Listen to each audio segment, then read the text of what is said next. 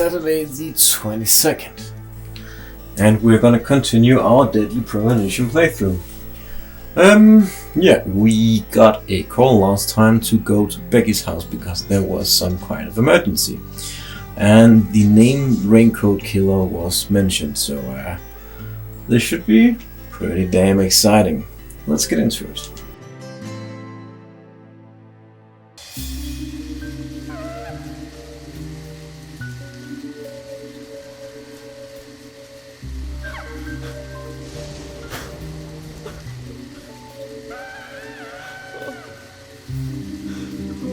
Becky.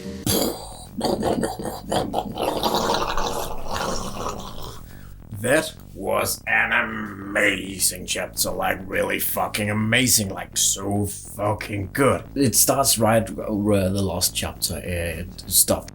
And we race off to Becky's house, and outside Becky's house we find Quint. Quint, tell me, what did you see in there?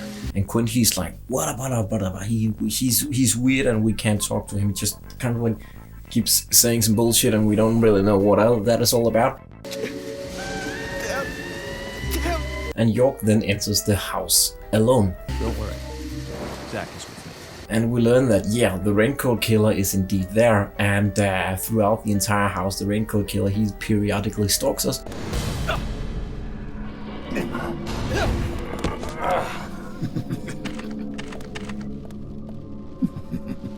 And we fight off a bunch of shadows while we investigate the house to look for clues and see where Becky is and find out what happened. And It's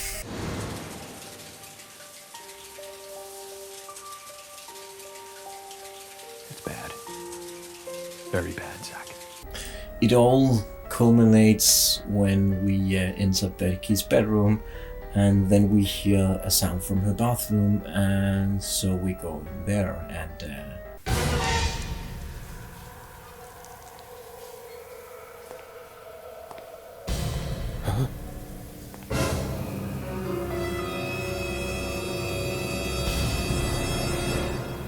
And the sort of like really truly tragic thing about Becky dying is that it's such a well-paced chapter. We learn exactly that Becky is dying when Becky is dying. There's this perfect lead up where we pick up a little cue, a little clue that tells us like this little bit of information, this little bit of information, and it totally like culminates in the sort of like climax of this chapter, where we then find out that, whoa, shit, Becky's actively being stalked by the Redcoat Killer, and then Becky, what happened here? George, stay back. What are you doing? Get out of the way! I'll do it! No, don't! George, stop!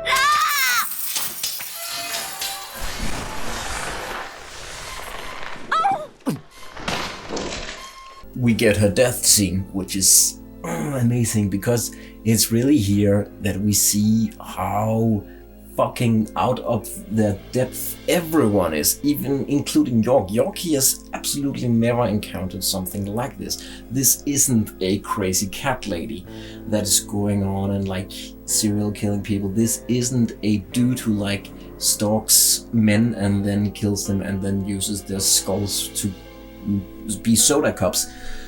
This is... Huh?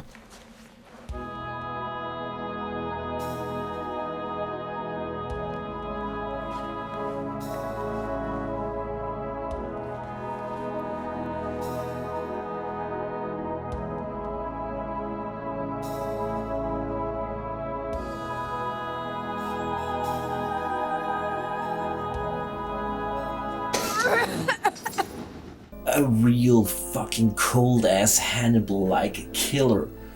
He's so fucking good at this. He set up this entire thing, and he set up this entire incredibly elaborate death trap where the actions of the police is actually what ends up killing Becky.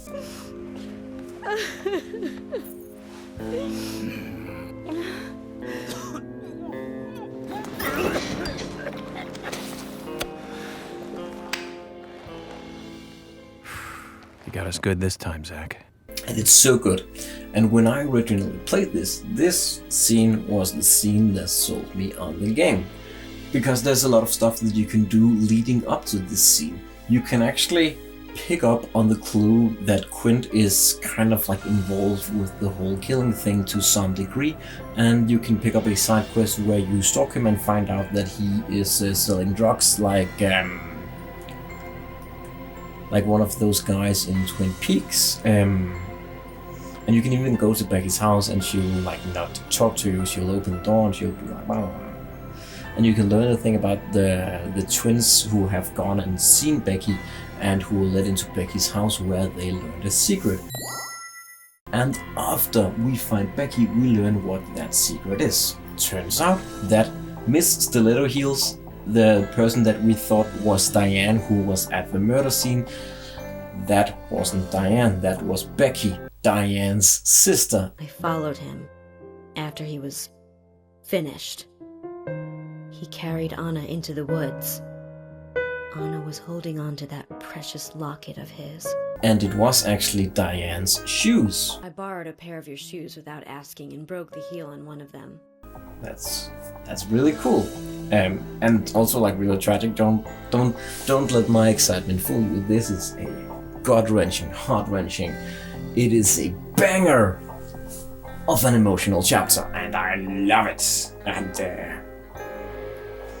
after this chapter is done, you are just left like the characters completely like devoid of emotion, completely empty, except for that feeling of sadness. I know even he wouldn't dare to harm you. And we learned that Becky, she knew who Anna's killer was, and that Becky was also kind of like involved with this thing.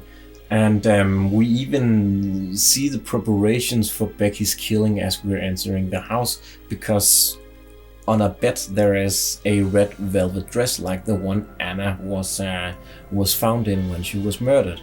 We also learned that the indentation that Anna had on her hand was a locket that she had held on to so tightly that it had imprinted in her hand. Anna was holding on to that precious locket of his.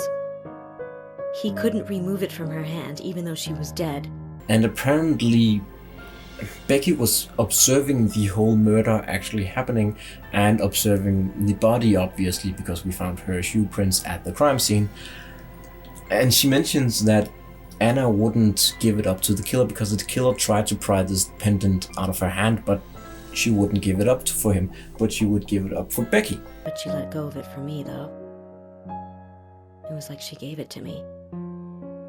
So I brought it home.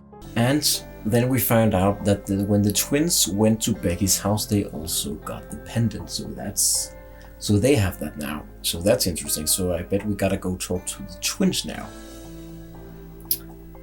So yeah. Fuckaroonies, man.